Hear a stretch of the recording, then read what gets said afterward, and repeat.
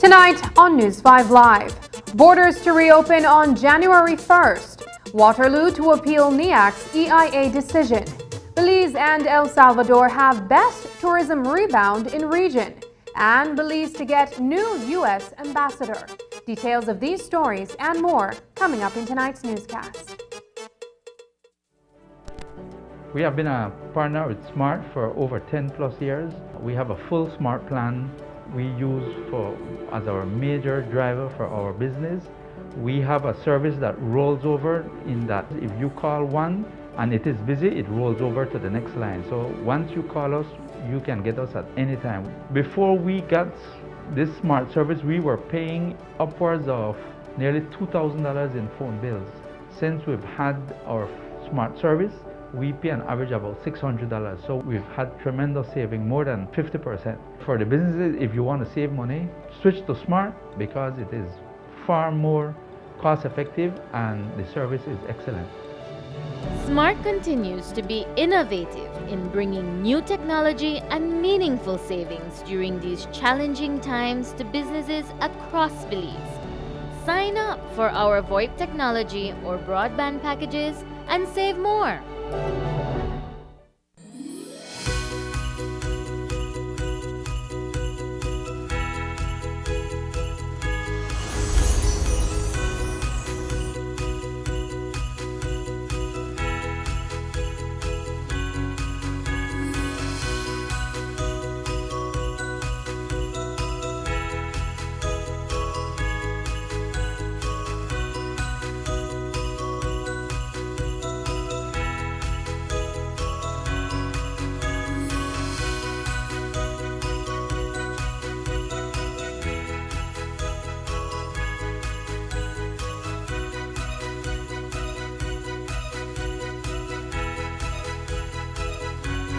The Belize Bank, our country, your bank.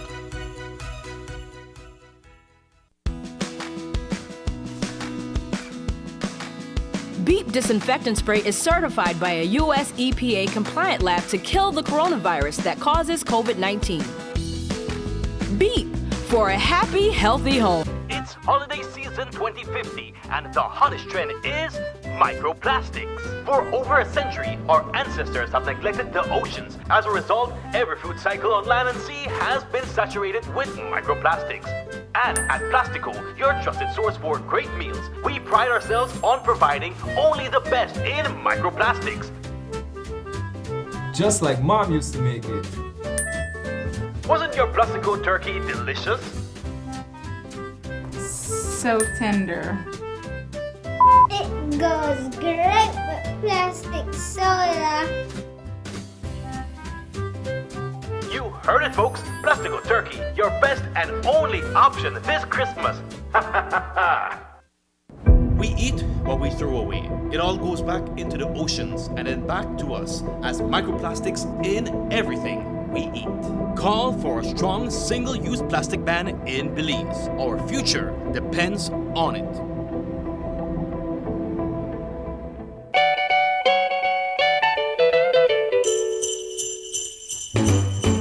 Jingle bell, jingle bell, jingle bell rock. Jingle bells swing and jingle bells ring. Snowing and blowing up bushels of fun. Now the jingle hop has begun. Jingle bell, jingle bell, jingle bell rock.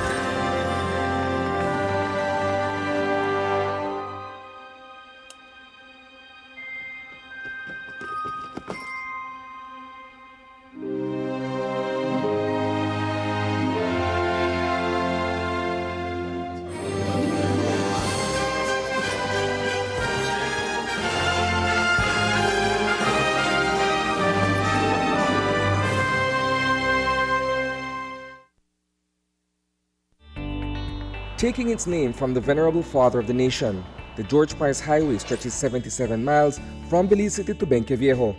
Originally built in the 1930s, this cross-country highway system is the artery that links Belize to Central America at the western border with Guatemala. That connection facilitates overland trade, supporting Belize's economic development.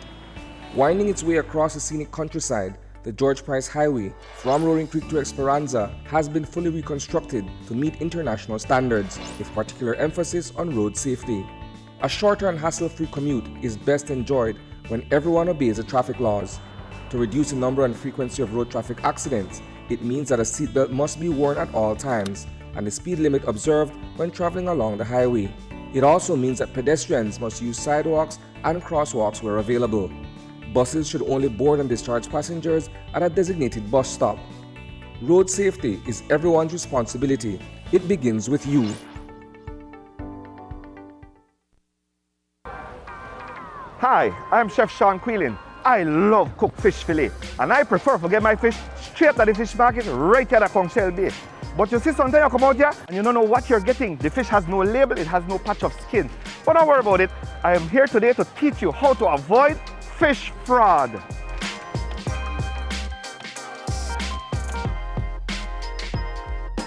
When purchasing your fillet, remember to look out for the patch of skin required by law.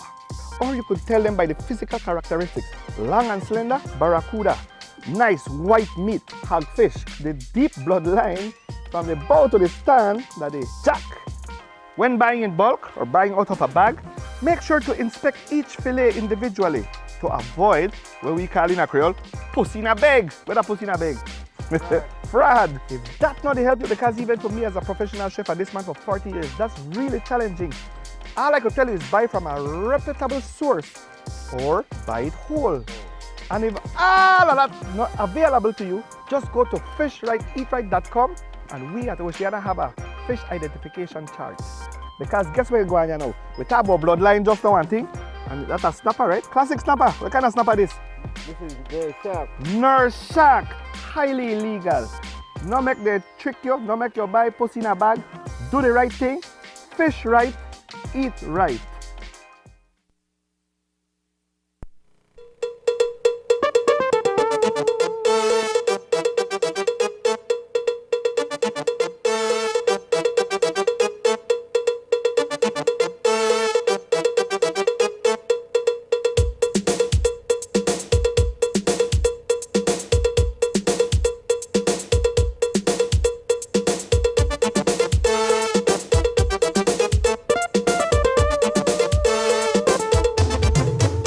This newscast is brought to you by the Belize Bank Limited. Our country, your bank. Good evening and welcome to News 5 Live for Wednesday, December 15th. I am Sabrina Daly. On Tuesday, Cabinet approved the reopening of land borders effective January 1st, 2022. The announcement was made by way of a Cabinet brief issued this afternoon. The brief noted that health conditions to such travel will be published at a later time, so it is not clear if this will include testing requirements. Additionally, the Cabinet brief highlighted that more than 360,000 vaccines are available in country, while a total of 210,000 persons, or 48% of Belizeans, have received at least one dose of the vaccine. 45.9% of the population, or close to 198,000 persons, have been fully vaccinated. With the possible detection of the Omicron variant in Belize, the Minister of Health and Wellness, Michelle Shabat, informed Cabinet that 5 new ventilators and patient monitors will be donated to the Carl Huchner Memorial Hospital. There is good news tonight for the tourism industry and, by extension, the economy, as a report from Forward Keys is indicating that Belize is among the top destinations in the Latin American and Caribbean region rebounding from the COVID-19 pandemic. The report gives a retrospective of the year 2021 compared to pre-pandemic figures in 2019, and Belize is one of the prime destinations for international travelers. News 5's Dwayne Moody reports. The tourism industry was among the first to be shattered by the COVID-19 pandemic, All entry points were closed off to international travelers, and tens of thousands of persons employed in the sector lost their livelihoods. But as the world continues to build its resilience, world traveling is gradually picking up, and Belize is a destination of choice for U.S. tourists. Up to November of 2021, have received in overnight tourism approximately 49% of what we had received in 2019. Currently, we still have the majority of our visitors coming in through the airport, about 91% of them. The majority are coming from North America. And in fact, the global report that came in is showing that the recovery process is happening intra-regionally. What that means is that 68% of travelers globally are traveling within the region that they live. A recent report on 2021 world travel speaks to standout destinations, those which have maintained their visitors' numbers in Central America. These are Belize and El Salvador.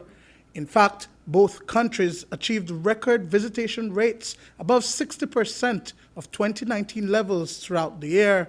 BTB's Quality Assurance Capacity Development Director and Registrar of Hotels, Abel Castaneda, breaks down the figures. We are seeing that in the case of where we are in our region, there is great positive news all around. For instance, just to create some context, the UNWTO and as well as this report is reporting that up to November, tourism has only recovered about 20%, 22% globally compared to 2019 and pre-COVID figures. But what it does show is that in the region of Latin America and the Caribbean, that has grown up to 40% recovered. It is the best region. It seems to be the most resilient region. It seems to be the region that is bouncing back. Now, when we took a look at our own numbers, we were glad to see that we're actually 10 points above that. We are close to 50% already recovered overall. And so that just goes to show that Belize as a destination is a leader in our region in the whole recovery process. And we're very glad and proud to be able to be at this juncture. The trends are attributed to actions taken on the ground in Belize to ensure safety for travelers. We rolled out in 2020 the Tourism Gold Standard program, first with hotels, then with tour operators, and we have now followed and included restaurants, gift shops, bus transport providers, taxis. And so what these protocols provide is a set of guidelines and recommendations that every operator in the tourism industry should follow to maintain a certain level of safety, health and safety, right? Both for the guests, but also for their workers and for themselves. Up to date, we have had approximately 86% of our licensed hotels already to Gold Standard certified, which is a great, I think, milestone as well. We're trying to get up above the 90% as we roll into the rest of the high season. 100% of our tour operators right now are Gold Standard certified, so that's something that's it goes well with the industry in that, you know, we are able to say very confidently that we are providing a safe and secure product and experience here while our guests are in Belize. According to the BTB stats, only 13 COVID-19 positive cases are on record from tourist arrivals at the airport, which translates to 0.007% of all arrivals. Meanwhile, only 33 Belizeans returning home have tested positive since the international airport reopened. Dwayne Moody for News 5. Today, the Department of Environment informed the Board of Directors of Waterloo Investment Holdings that the National Environmental Appraisal Committee will not be granting environmental clearance for their proposed cruise port terminal and expansion of its bulk cargo facility.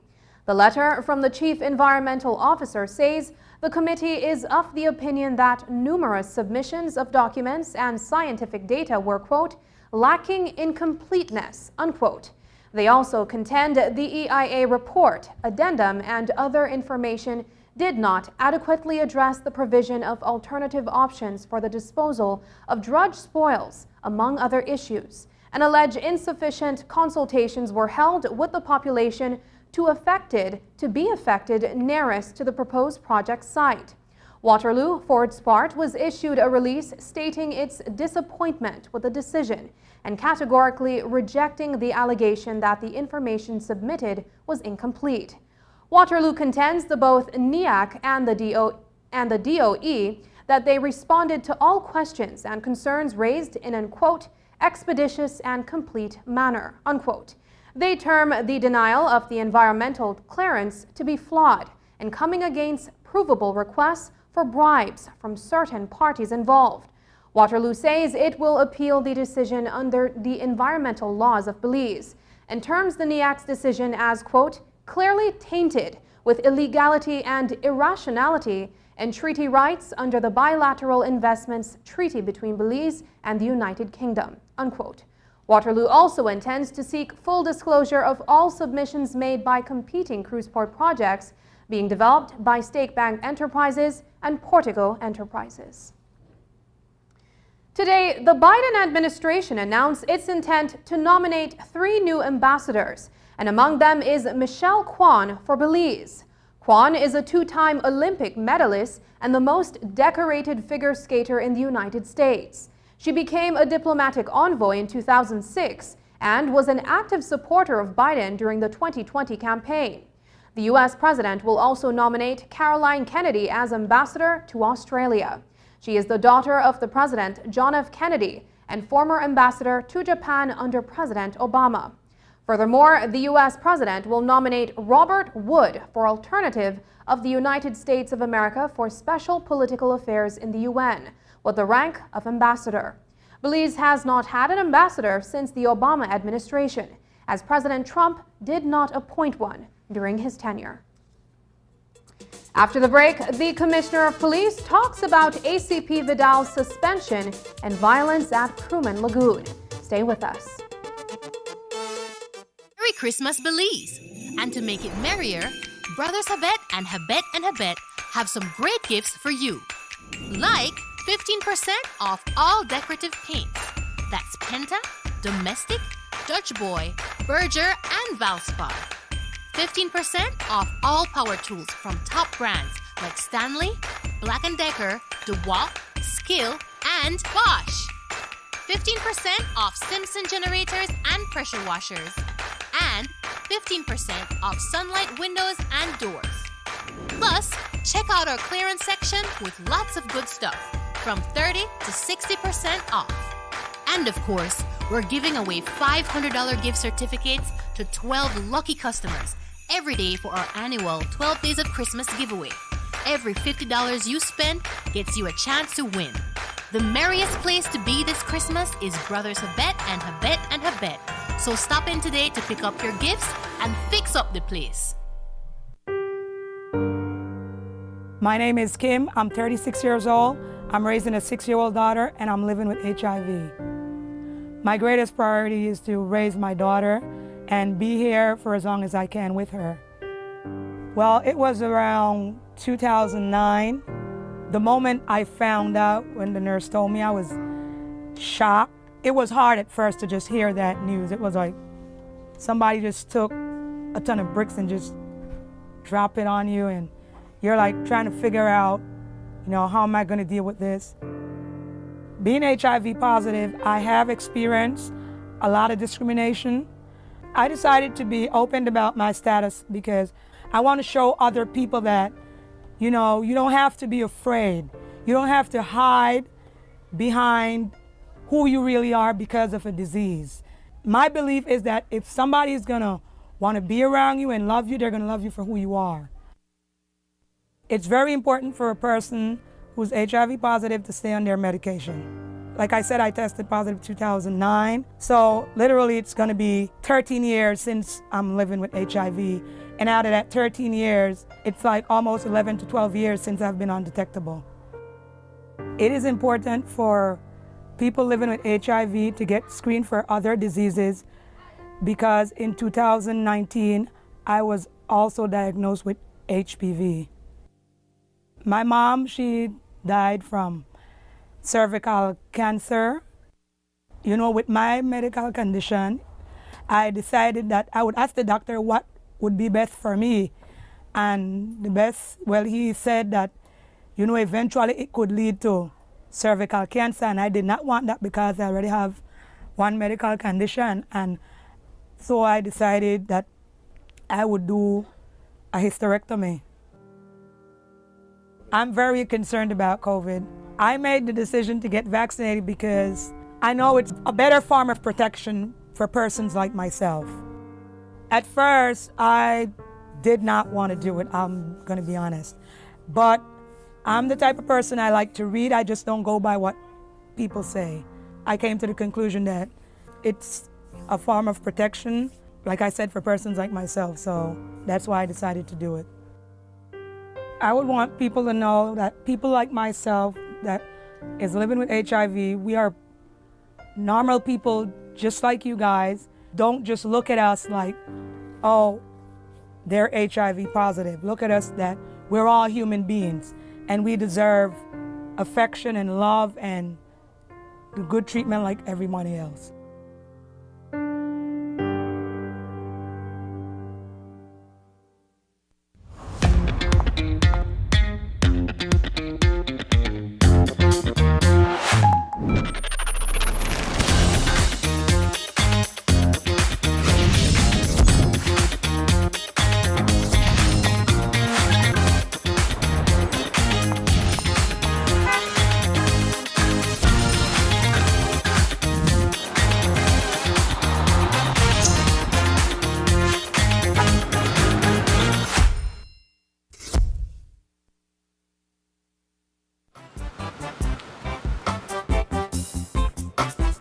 That'll be $50. Thank you. Wait, hey, this 50 is a fake. Well, how do you know it's a fake? What are you talking about, sir? How can I identify a genuine note from a fake note? Well, a genuine 50 has a watermark with the Jaguar and the written words of the 50, also a thread. Know your money and know a fake one when you see it. Do not rely on any one security feature. Look for the clarity and quality of printing. The printed lines and colors should be sharp and clear. Feel the quality of the paper and the raised print. Hold the note up to the light to see the windowed security thread. It should form one complete line when held up to the light. The watermark and denominational electrotype. The Jaguar is the watermark in the $100 and $50 notes. The Sleeping Giant is the watermark in the $20, $10, $5, and $2 notes. The see-through feature. The parts of the design printed on the back should fit exactly within the unprinted areas of the front to form the complete design. Check the $100 note for the toucan hologram with the periwinkle flower overprint. Tilt it to see the small images of the toucan and the numeral 100. Check the $50 note for the green foil angelfish. Check even closer. Use an ultraviolet light to see the fluorescent features. Use a magnifier to see the microlettering. Tiny letters that read Central Bank of Belize and the value of the note. Stop the circulation of counterfeit Belize currency notes. Pass all counterfeits to the police at once.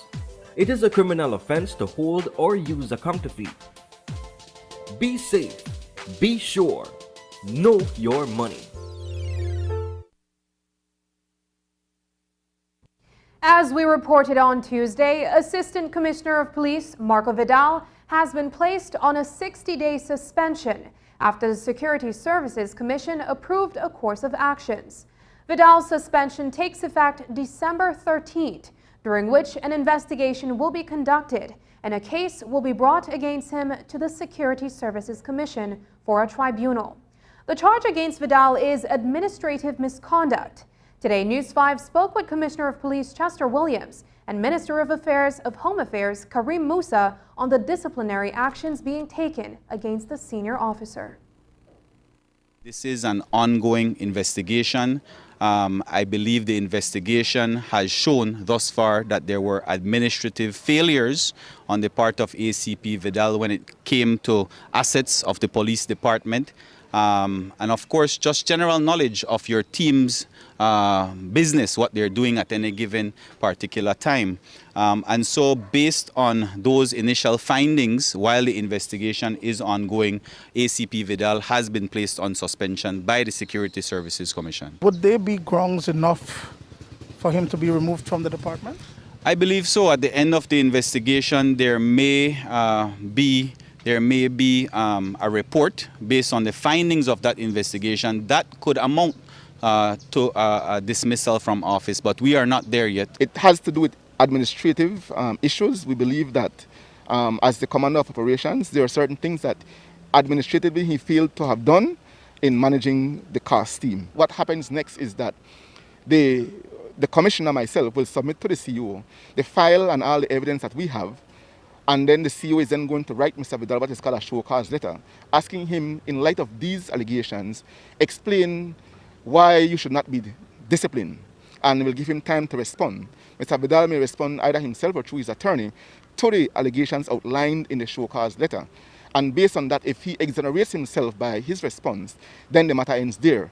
If he does not exonerate himself and it is believed that there is evidence to take him before the commission on disciplinary charges, then the matter goes before the commission, it is heard there, and then the decision determines the outcome of that. Does his salary, his benefits, and his rank remain intact? Yes, under the Public Service Constitution regulations, it do not provide for suspensions to be with half pay or without pay. It provides for full pay. I must say, however, that his allowances have stopped, except the housing allowance. And his entitlement to a vehicle have also come to an end. That vehicle he handed in on Monday while he's on suspension. But was the outlaw culture within the police department, which was allowed to thrive, a reflection of Commissioner of Police Chester Williams? And should he too be subject to an inquiry? This question was raised by the press today. One has to admit that this particular unit of the department was doing a lot of busts. So while it is that there appears to be some other mischief that they were up to, they did have a lot of free rein, as I think you were trying to insinuate. They did have a lot of free rein because of the type of operations that they were engaged in. Regretfully, they have taken advantage of that free rein, in my opinion, and based on what allegedly. And so we'll just have to wait to see the outcome of the trial, but I can see where you're going with that argument. So it does come down to a matter of trust, but at the same time, you cannot expect one man, the Commissioner of Police, to micromanage 2,200 police officers. At some point, you have to delegate. And in this instance, that delegation is ACP Vidal. And so there may have been, like I said, administrative failures by him, by ACP Vidal. But I don't think that falls on the commissioner to know at any given point in time, he has to know where 2,200 police officers are. There is a hierarchy and a rank, and those officers have responsibilities and obligations themselves. 2021 has been a record year for drug plane landings in Belize. The past 12 months have also seen a number of foiled operations where narco traffickers are either busted or the illicit cargo they are attempting to smuggle across the northern border is confiscated. But it was also a year during which several police officers have also been investigated for their alleged involvement in landing these unauthorized flights. Since January, we've seen quite a few airplanes touch down on airstrips, crash land on highways, and even plunge into the drink. Tonight, we look back at some of those stories, as well as the purported involvement of well-known police officers in drug activity. The Belize Police Department is in the throes of a public relations debacle, a situation that is not necessarily unique to law enforcement. Since the beginning of the year, several officers have been arraigned for their alleged involvement in narco-trafficking activities. Assistant Commissioner of Police Marco Vidal may not have been part of a circle of rogue cops who facilitated the landing of drug planes in Belize over the past 12 months. However, he is on administrative leave tonight for managerial shortcomings that may have enabled his men to aid and abet the movement of cocaine through the country. While yes, there is a move to suspend, it will be based on administrative failures. The investigations so far have not unearthed anything to suggest that Mr. Vidal was involved or in cahoots with those persons. But yes, we have seen where, as the commander of operations and the person who was in charge of the CAST team, that he could have done certain things to prevent what happened, and he did not. So administratively, he will be held accountable for those. And so will a handful of policemen who stand accused of participating in drug transshipment through Belize. In retrospect, 2021 has seen a marked number of officers being placed on interdiction after being charged for their purported role in narco-trafficking. I don't think that we have ever shied away from that. If a matter of fact, over the past few weeks, we have charged a number of police officers for trafficking large amount of drugs, just that in those cases, it was marijuana. But we know that there are police officers and members of BDF and Coast Guard who are involved in drug trafficking. And the public can see that once it is that these officers manifest themselves, we deal with them. We are not here to cover for nobody. You want to go and deal with drugs, you're caught, you will face the consequence of it no matter where you work and no matter who you are. It's simply as that. On the contrary, it has proven seemingly difficult to stick charges on these lawmen. Many of them, including the so-called Narco 11, 4 of whom are officers attached to ACP Vidal's hand-picked strike team, are represented by a preeminent criminal lawyer. Dickie Bradley is Elmer Na's counsel. Corporal Elmer Na was stopped in the area of the Independence Police Station, I think on the highway, returning from Punta Gorda, where there was a christening or an event, a family event, for which there are dozens of witnesses. He was with his common law wife, and his common law wife was along with her brother, who is the other police officer that I was referring to. They were stopped. This is 2 days after the plane had landed and offloaded. With a winning streak that has seen several officers acquitted of the charges brought against them, Bradley is no slouch when it comes to defending these accused policemen. Earlier this year, back in February, Minister of Home Affairs Karim Musa spoke on the arraignment and likely conviction of several officers who were busted in the vicinity of New River near Lemonal village. Previously, while we had our suspicions and we gathered evidence, and I'm talking under the last administration in relation to drug plane landing, it was never so clear-cut. It might be that you found an officer in a particular area and they were saying that they were fishing and they had their fishing lines to prove it and no drugs were found on them. And so it depends on a case-by-case basis. But I fully agree with you that in this particular case, we should see convictions because in this case, the drugs were found in the possession. It's very rare that you actually get a bust like that. Fast forward to November 30th, when 6 men, including a policeman, were busted in Mountain Pine Ridge for purportedly landing a single-engine aircraft stuffed to the gills with cocaine. He too is represented by a well-known attorney.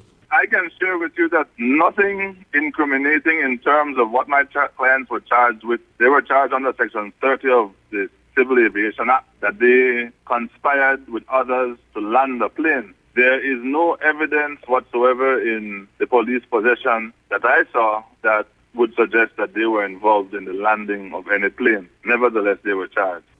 These criminal matters involving at least 12 policemen are still before the court pending an outcome.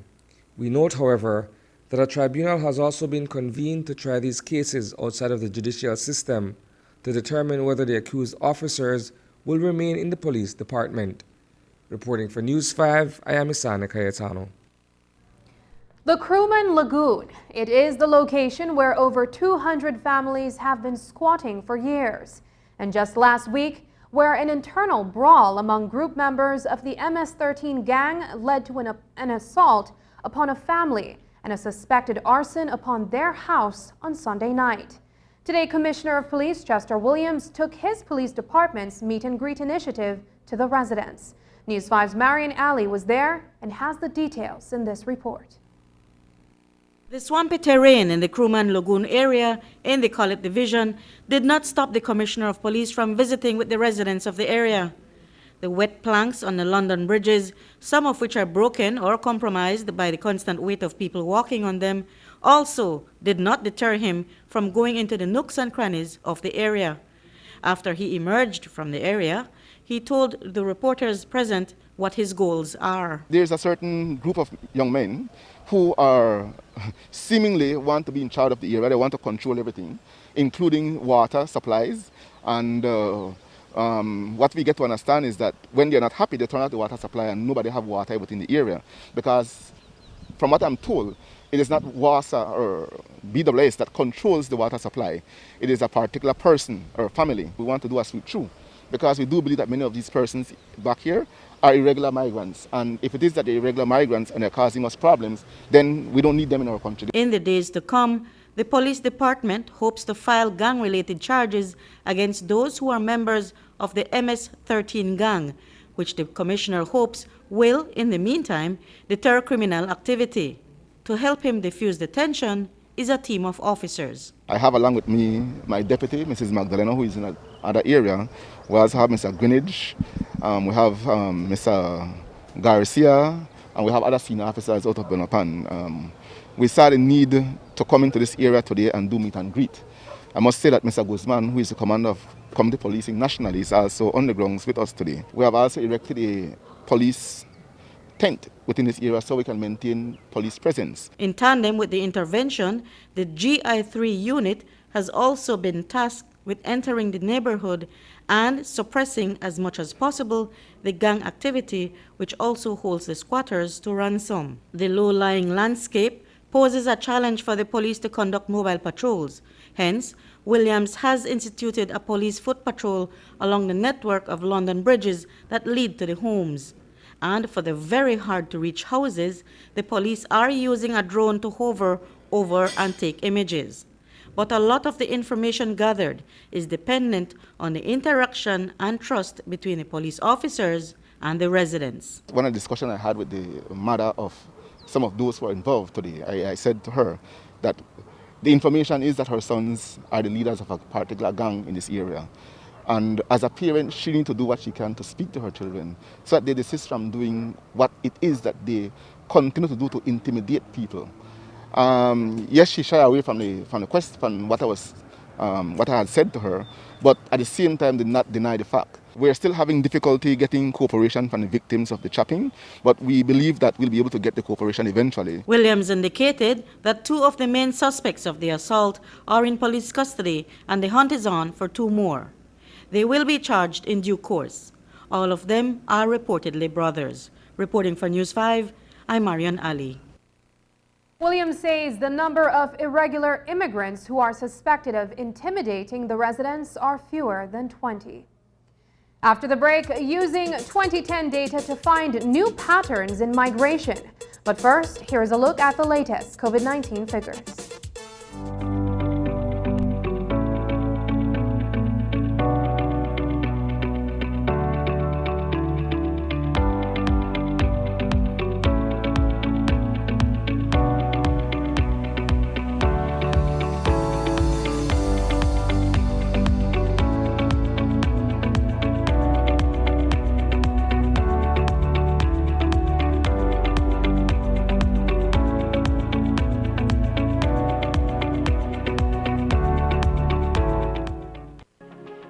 We remain committed to providing safe, reliable, and sustainable energy solutions for communities across Belize. As part of BEL's Rural Electrification Program to expand our service to remote communities, we have been visiting and consulting with residents and leaders in remote and developing communities in southern Belize. We are also collaborating with partners in the energy sector to determine innovative energy solutions for these communities that take into consideration their unique needs and distance from the grid. Belize Electricity Limited is committed to providing safe, reliable, and sustainable energy solutions for communities across Belize. Sometimes it's easy to forget. So here's a reminder why we all need to get vaccinated. COVID-19 has rapidly become one of the most contagious and potentially deadly diseases in history. Oh, and as we adjusted to it, it mutated. And now we have variants like the Delta that are somehow even more contagious and deadly. We know how this thing spreads and how to stop it. We have to take the proper health precautions all the time and make sure that you and everybody you know gets vaccinated. Vaccines save lives and greatly reduce the risk of hospitalization and death. Get the facts. Then get vaccinated.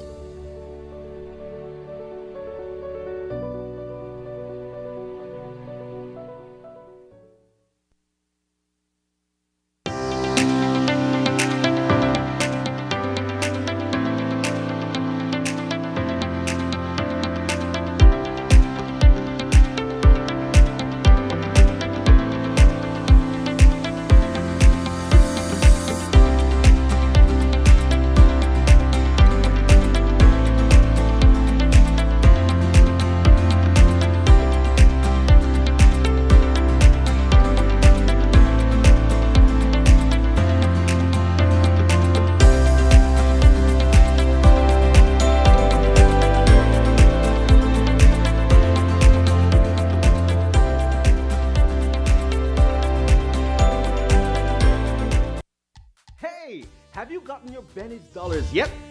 If not, well, now is the time to do so. Why, you say? Because after December 31st, we will no longer be redeeming or issuing Benny's dollars. But don't worry, because in 2022, we will be celebrating our 75th anniversary. And we have new and exciting promotions, some great events and reward programs lined up just for you. Collect your Benny's dollars when you shop at any of our locations and redeem for cool gift items. And we have massive deals going on right now, so you can enjoy store-wide discounts. Remember to fill out the ticket portion for a chance to win the $10,000 grand prize on December 23rd. So stop in and shop to get your Benny's dollars and great deals only at Benny's. Benny's, Benny's. Oh, Benny's. When something is good and you can save, that makes it even better. Like this guy, he buys Flex bundles using his promo credit. No worries when his primary credit is finished.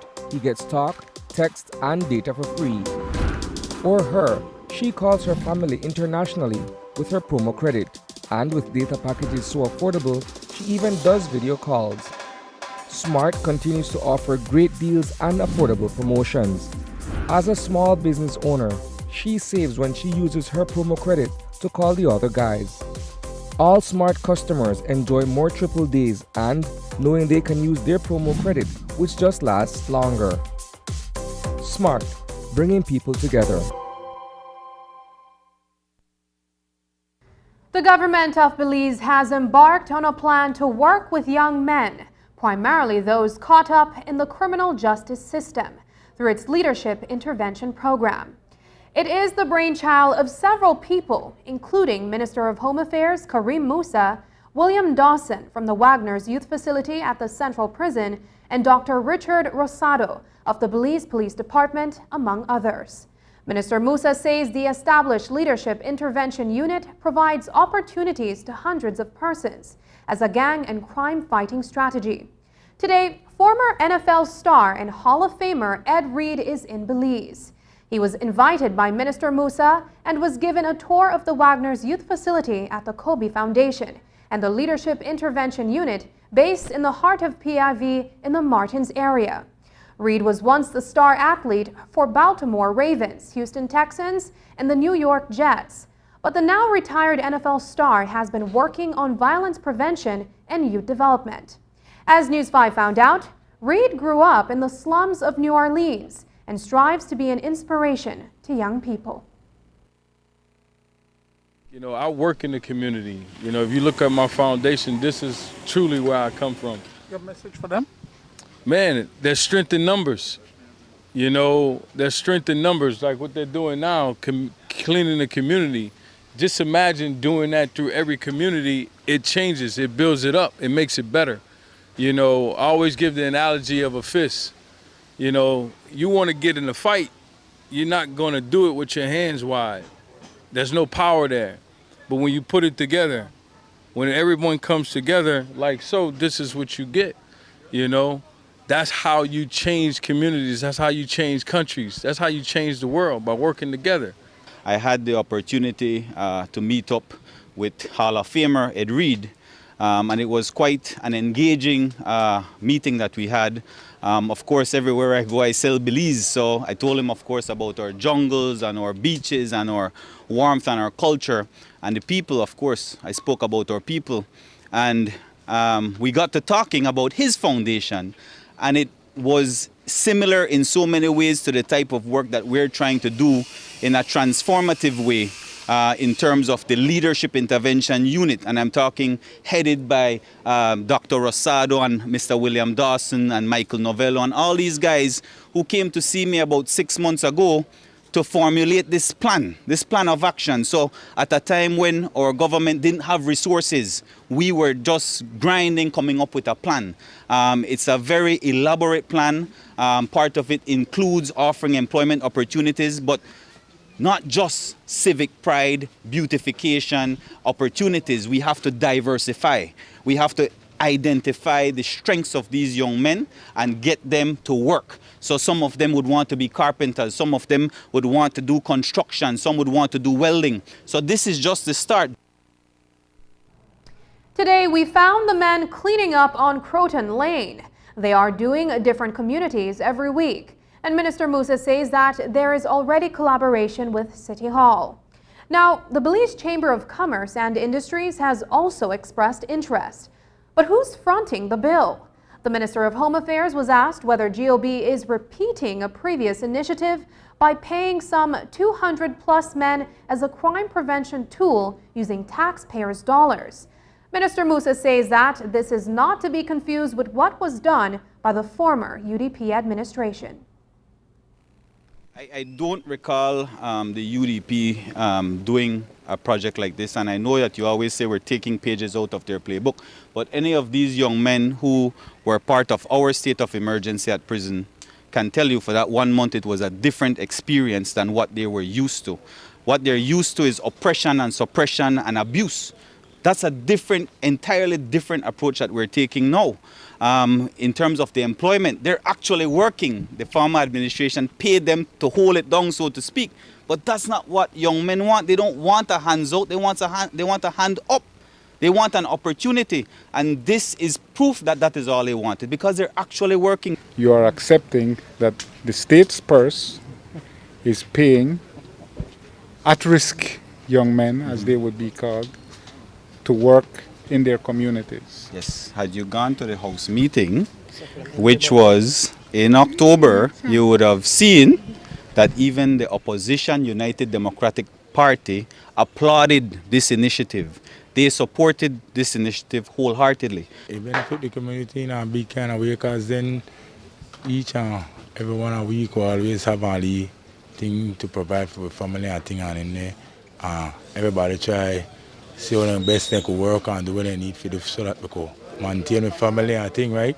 So when it comes down to like the fighting and the fussing from the people in a society and thing, you know, really push we to the levels to say like make it better, we just give we more stronger and make we try fight more better towards the people who just to try to see if they could bring it on. But this, that is one thing for sure, the more work, the less problem.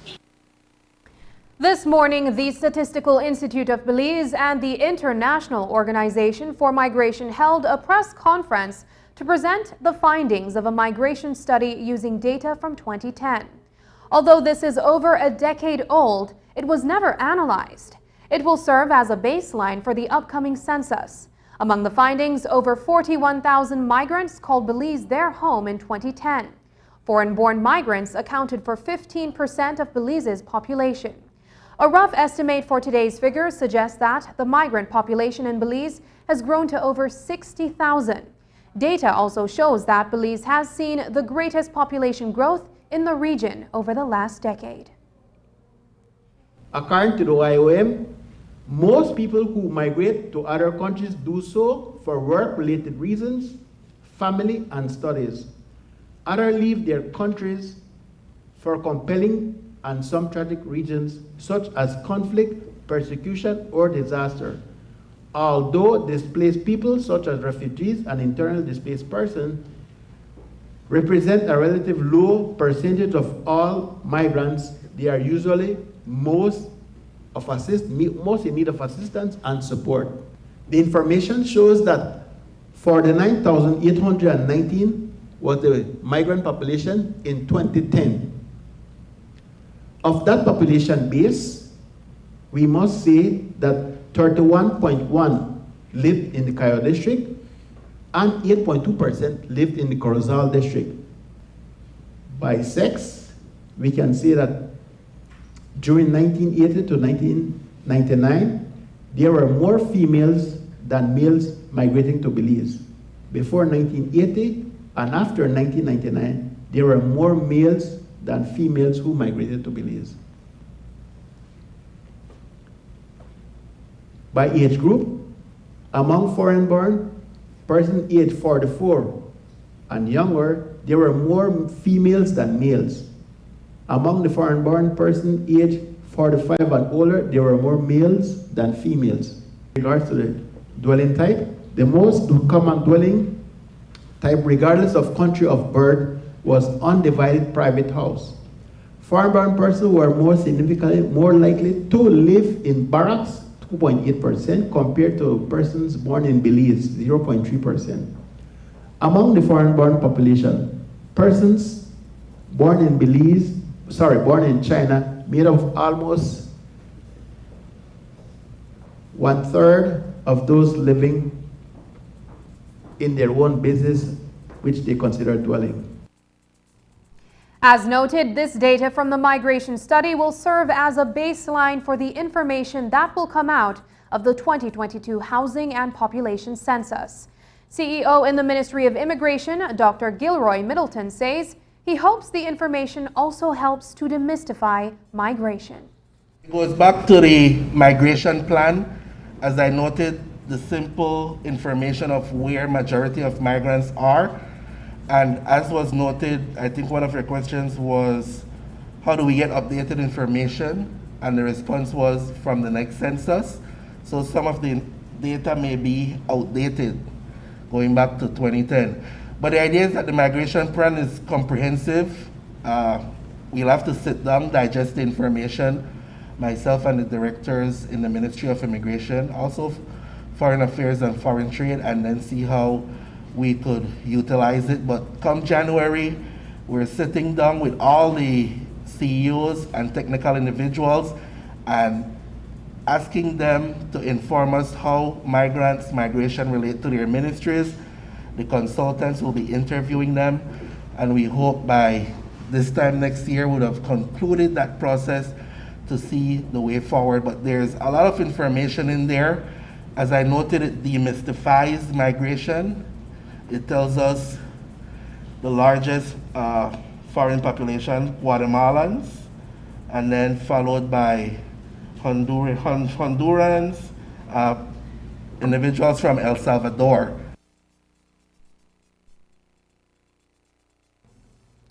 Just ahead, a domestic violence center for the Ministry of Immigration is encouraging migrants across Belize to participate in the 2022 Population and Housing Census. The data collected is used to better guide policies and services created for migrants. So the more accurate the data, the more effective the response. But how has the landscape changed since data was gathered over a decade ago?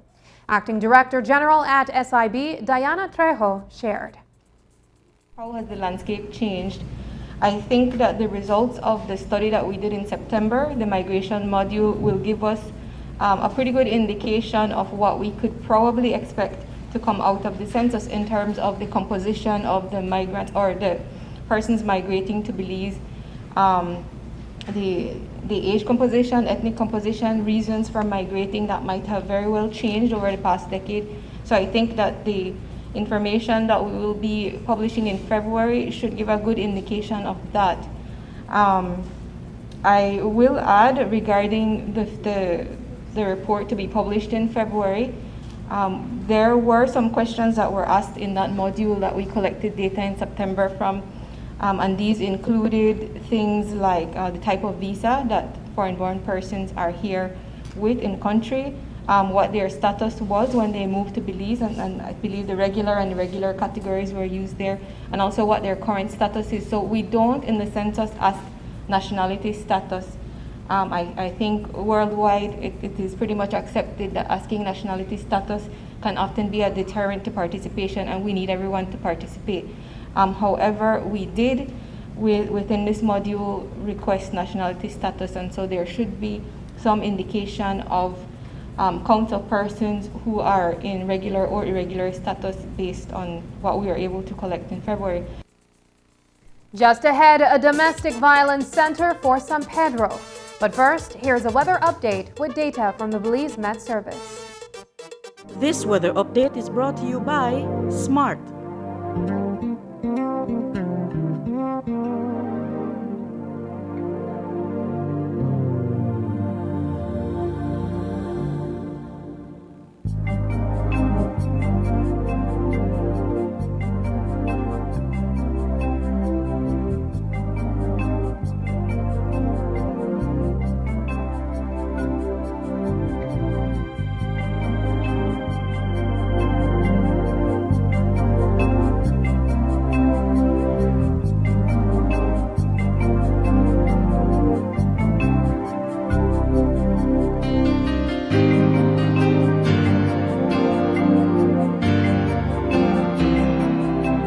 This weather update was brought to you by SMART.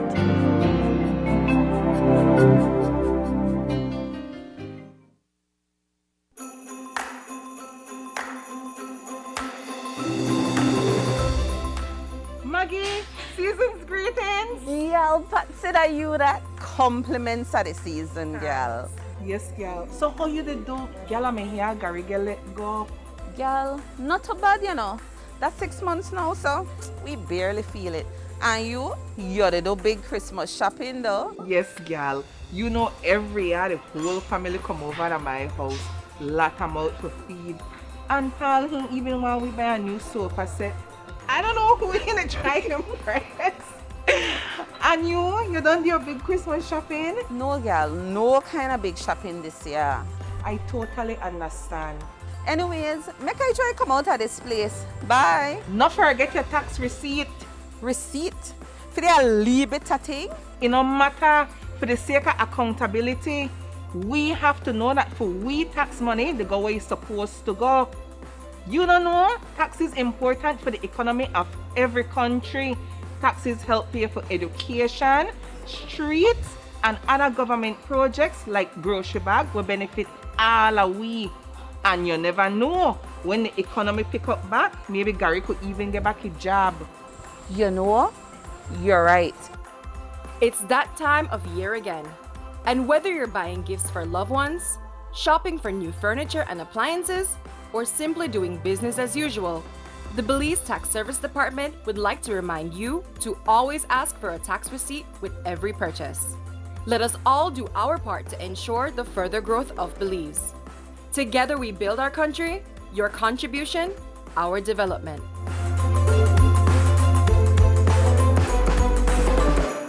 Christmas. With the busyness that the season brings, take a moment to slow down and get a different perspective on the reason for the season. Celebrate Christmas with Sagebrush Church, December 26th at 10 a.m. right here on Belize Channel 5. Or visit sagebrush.church for service times and locations.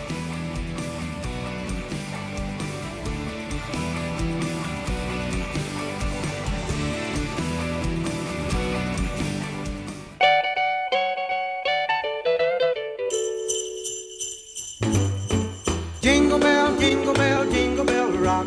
Jingle bells swing and jingle bells ring. Snowing and blowing up bushels of fun. Now the jingle hop has begun. Jingle bell, jingle bell, jingle bell rock. My parents always said, when it's time to build, invest in quality products that last a lifetime, even if it means paying a little more. It is now my turn to invest in my own home, and it's not even a question. It has to be Ovran Windows. My contractor recommends a RAN because of the heavy-duty construction, the thickest gauge blades on the market, and the dual locks that allow lower louvers to close independently for privacy while the top remains open for airflow. These features make a RAN aluminum louver windows the best on the market. With a RAN aluminum louver windows, you get strength, durability, and beauty with an added layer of security and protection against debris and damaging winds. Come in and check out the variety of sizes and colors at Design Depot, located at Mile 3 Philip Goldson Highway in Belize City.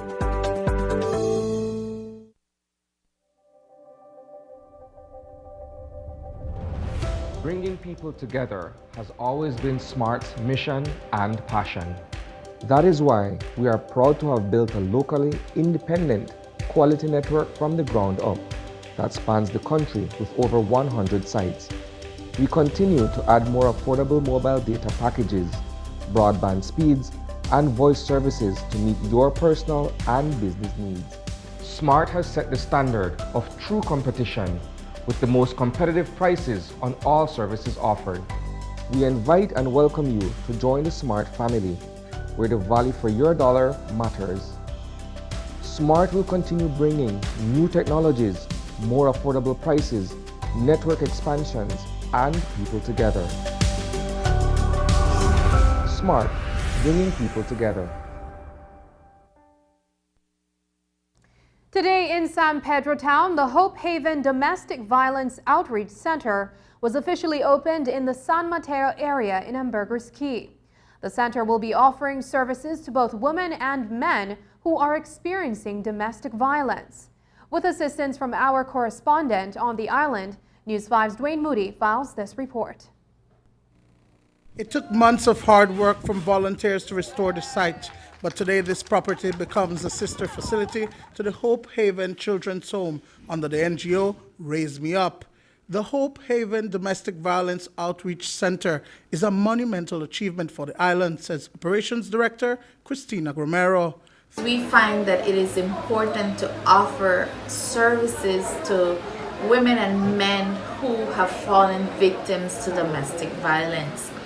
Here at the center, we have taken a one-stop shop approach where we will have the presence of the police department, women's department, legal aid, and mental health services, so that if a woman or man accesses the services, they can access all of these services in one day.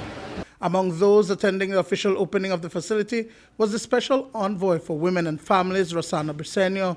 Briceño commended San Pedro for advancing the initiative in the fight against domestic violence and assisting those who are most vulnerable. It sends a message that women are not alone, that there are places that women can go to for support. And in this case, San Pedro, I believe, is one of the taking the initiative.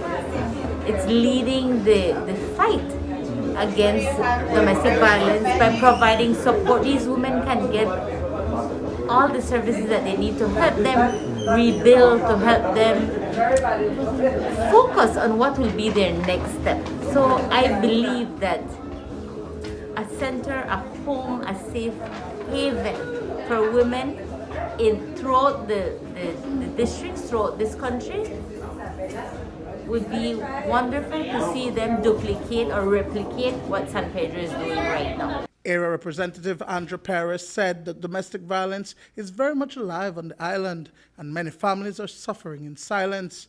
After today, those victims should know that there is now a place where they can receive all forms of assistance. To deal with this type of plague that is affecting our community, as someone earlier mentioned, it has to do with intoxication, has to do with jealousy, it has to do with the stigma. Well, sometimes we can have to be calling out that is pretty much what our culture is all about. So we have to curb that, we have to fight that. And how do we do that? It has to be a community effort. And today is the right, it exemplifies that. The Hope Haven Domestic Violence Outreach Center comes with emergency placement rooms, offering shelter to victims needing a place to stay, as well as kitchen and laundry facilities. Dwayne Moody for News 5. Hope Haven Belize looks forward to expanding its services in the community and their vision includes the building of an empowerment center specializing in skills training for women. These training opportunities include massage therapy, refrigeration and air conditioning training, sewing classes, mechanics training, and financial literacy training. When the academic year resumes in January, students across the country will be returning to hybrid learning, a system that is currently in place amid the COVID-19 pandemic. Earlier today, Chief Executive Officer Diane Mejia made the announcement that the new year will be a continuation of what is already in practice. This, she says, notwithstanding a decrease in the positivity rate and an increase in the vaccination rates. We are moving towards having all schools return for hybrid. Okay? Mandatory? Yes, that's the goal. Okay. Yes. Actually, today a memo goes out. This is a cabinet decision that we are executing here. We've been working toward this. Really, we've been, doing our baby steps forward. But what we see now is that vaccination rates are up. Yeah. With our teachers, with our 12 and over groups. Positivity rate, thank goodness, is down. This is the time for us, we believe, right? And so as we begin to bring the students back, we recognize that we're going to have to address the learning loss. Yes. Yeah. Everyone will. Yes. And so we want to do that, really using diagnostic tests as a tool. And we think that going hybrid is going to be, well, it's what we have to do, and it's also going to be a way for us to be measured in our return. Viewers may recall in our Tuesday broadcast that Minister Orlando Habet spoke to the $100 bonus for public officers. He also emphasized that neither ministers nor CEOs will be eligible. Today, there was official confirmation for those working at government-aided and grant-aided schools that they would be receiving their $100. This will apply to all teachers, support, and administrative staff at those institutions. It's been a decade-long tradition of the Bowen & Bowen Group to assist families with a complete Christmas meal through its Jingle Box program. With another COVID Christmas, many families are struggling to meet day-to-day needs. So the donation in the spirit of the season is especially important. Bowen & Bowen once again has partnered with several organizations to reach those families most in need from across the country. Today, the handing over ceremony was held at Bowen & Bowen's headquarters in Belize City.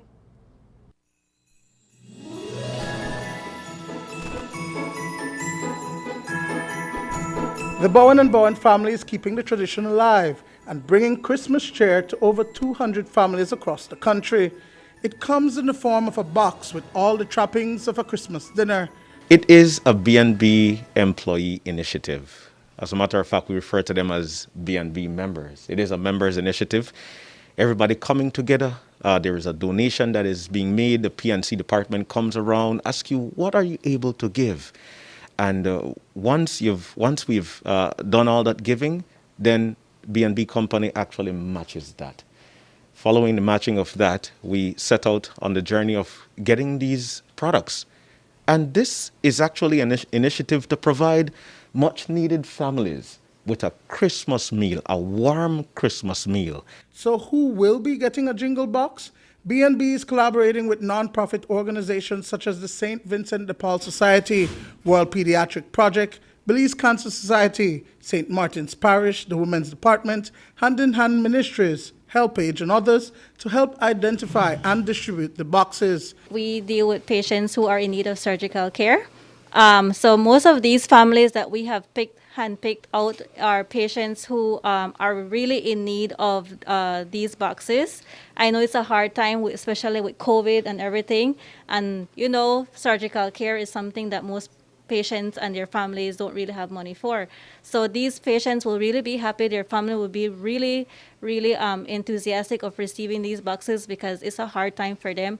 And just from your generous donations, we can make their Christmas a little bit better. We deal with children with disability and special needs and single parents. This year we're catering for 300 children with special needs. We're doing PG, we're doing cookie tree, and Majestic Alley and Victoria Street. So we're just trying to let everyone feel Christmas because most of the people don't have the finance, right? So with Ms. Shelley Boyne, I'm really grateful for the donation, and the entire Boyne and Boyne staff always keeping me in mind. We have 3 programs that we work with. We have the Building for Change program, who have built over 400 houses for underprivileged families.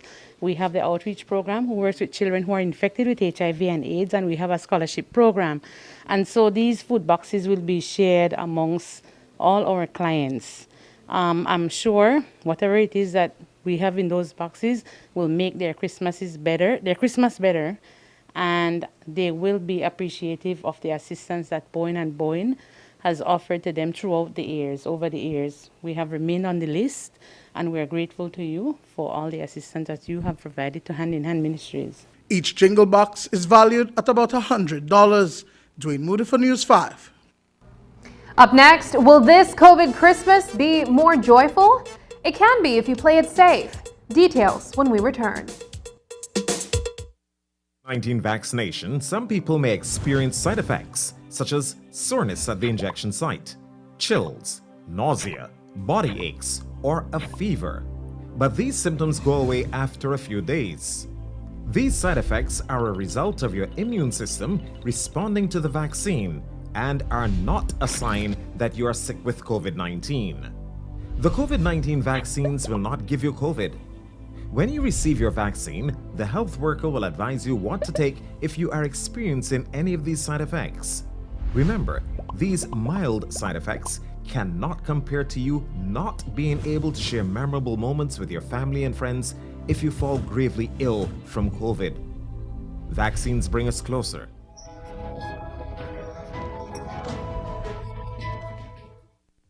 It's a fact that your credit lasts longer when using Smart. During these times, we're all trying to find ways to cut costs and save the little resources we have. With Smart, it's easy to do that. It's a fact that with Smart, your credit lasts longer. You can call Smart to Smart and Smart to Digi using your promo credit, while with the other guy, you can only call OnNet, Digi, or BTL numbers. What does this mean? You get to call any national number using your promo credit. Your promo credit is free, so that call is also free. Know your facts. Don't be tricked by the other guy. Be smart and save your dollars.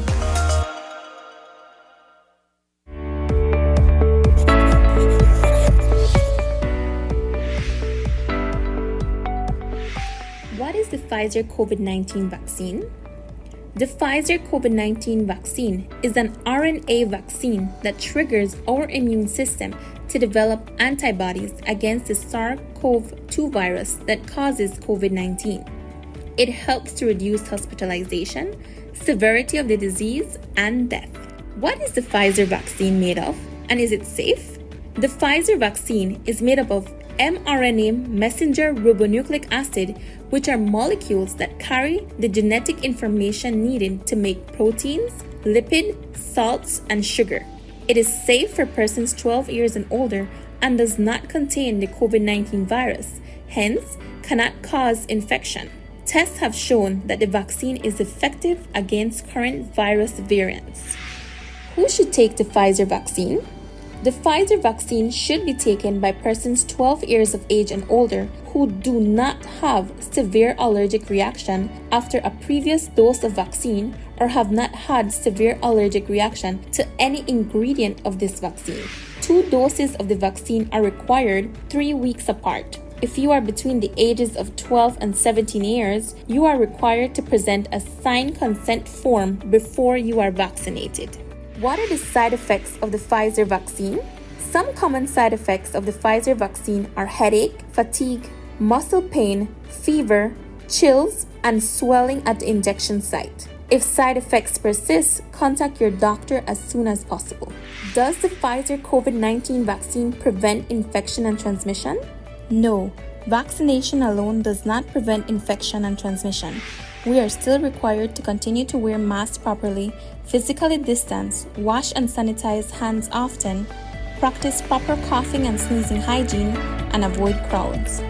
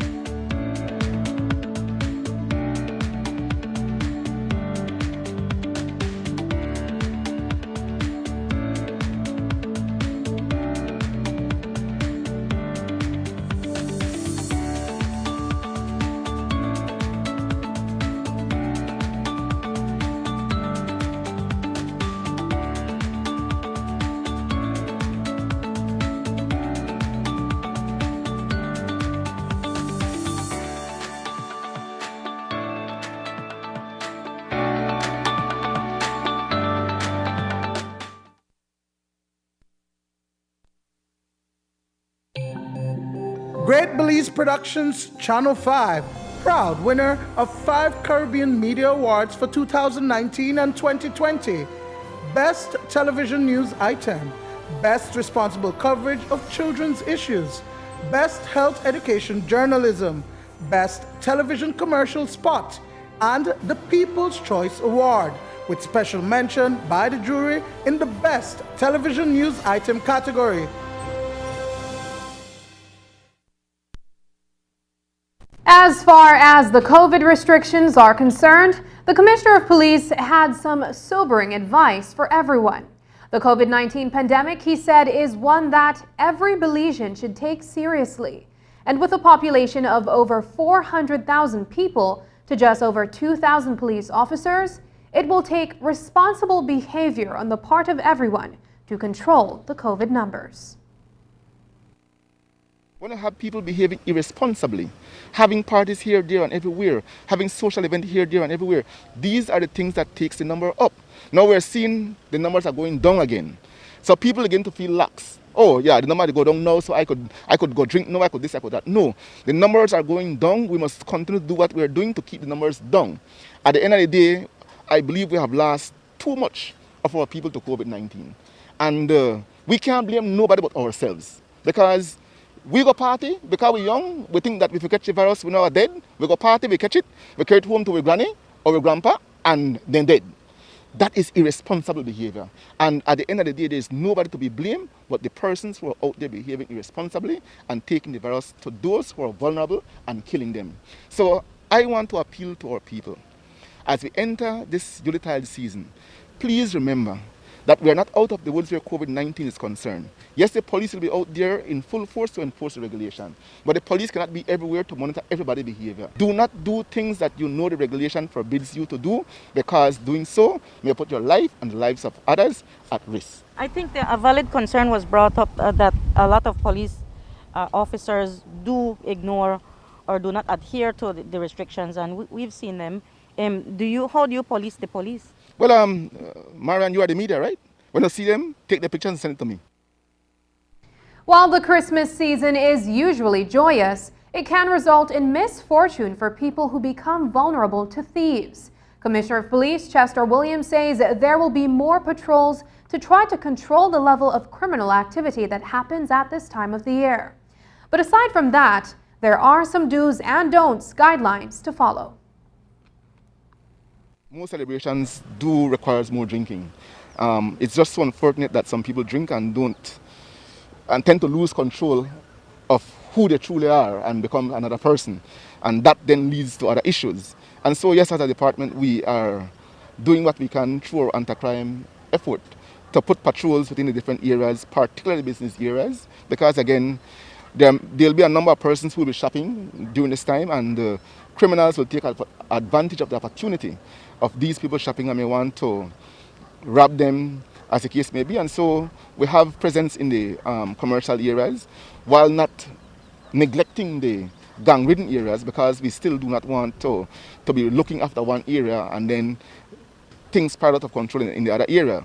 And so we want to assure the public that always ensure that you're aware of your surroundings. Try not to be carrying large cash on you. Do not be taking out large cash in public. Do not go to the ATM and walk out of the ATM with your money in your hands. If you park a vehicle at night time, park it in an area where there is light. Always keep your keys in your hands or a remote, that when you get to your vehicle, just press the remote to open the door and go in. Do not wait till you reach to the vehicle, then search a bag for your keys. Try to have it available beforehand. And when you do leave your home, try to leave something on to give some semblance of life inside the house. That will deter persons who may want to burglarize your home. And I think if we do these things, then we should be on right footing. As it relates to our highways, yes, again, drinking and driving is a concern. We saw over the past 2 months an increase in fatalities on our highways. We have done some operations and put things in place, and we have seen that minimize. We need to do more to ensure that the incidents on our highways continue to reduce. When we lose a life, whether by gun violence on a highway or by other means, it is a significant loss to our family. Some people will be permitted to hold their social holiday events, as the commissioner indicated, but the hosts will have to have strict protocols in place. Regulation do have provision that if you want to host a social event, you can apply to the Ministry of Health and explain to them what you're going to host, and they are going to approve or disapprove. If approval is given, they're going to provide a number of criteria that you must meet as a part of the requirements. That is not against the law. Current regulation do makes provision for that. Belize Camping Experiences is once again carrying out its largest fundraiser for the year. The Apple for Kids End of the Year project garners the funds the BCE needs to engage Belizean children in life-changing spiritual and life skills activities. We stopped by Caribbean Chicken in Belize City today to find out more and how viewers can lend support by purchasing a box of premium apples. It's a fundraising project. This year we're doing it for the third time. We want to do it every year, and it's a fundraising project for BCE, Belize Camping Experience. We are a ministry that we work with kids and youth, and we want to be able to invite everybody, to be a part of our vision, which is to see Belize change Belize, right? And this is how we use the apples, that every person that buys a box, is supporting that, because then that helps BCE run our follow-up programs with kids, reach out programs, summer camps. We even started doing our annual kids productions, right? So all of that is helped by our Apples for Kids project. Right. So obviously the funds made from this contributes to a significant portion of your work, so it's very important. Yes, I would say this is one of our biggest projects throughout the year that really helps us be able to continue the good work that we want to be able to make a positive impact in the life of our children here in the city. We got the apples this week, and you can call us at 614-3579, or you can come see us here at the Caribbean Chicken in Belize City. Another half of our team is in the Caribbean Chicken in Belmopan. We have boxes that are still for sale. Each box is going for $120. We have red apples and we have yellow apples, and they're all premium medium-sized apples, right? And they vary from a range from 125 to 175 apples that come in the box, but they're all ranged in medium, right? We also have a special offer that came that we were not expecting, but we got large red apples, and those come from a range of $88 to $100. So those are the really big ones, and those are going for $140. The Manuel Esquivel overpass has suddenly become an unexpected highlight of Christmas decorations in Belize City. Located near the flag roundabout, the overpass now boasts an illumination display erected by the Belize City Council. Pedestrians will find themselves walking through what feels like an enchanted tunnel above the hustle and bustle of Christmas shoppers swirling through the Belize City traffic. From above, the overpass appears just as enchanting as it's seen in a drone image captured by the Belize City Council. So if you are looking for an evening stroll with the family or friends, or a social media photo opportunity, you can check out the overpass each night during the holiday season. And that's the news. Tonight's broadcast is available in both text and streaming video at channel5belize.com. You can also connect with us on our Facebook page at facebook.com/News5Live. I'm Sabrina Daly. Thanks for joining us. And from all of us here at News 5, please remember to wash your hands, keep your social distance, and stay safe. Good night.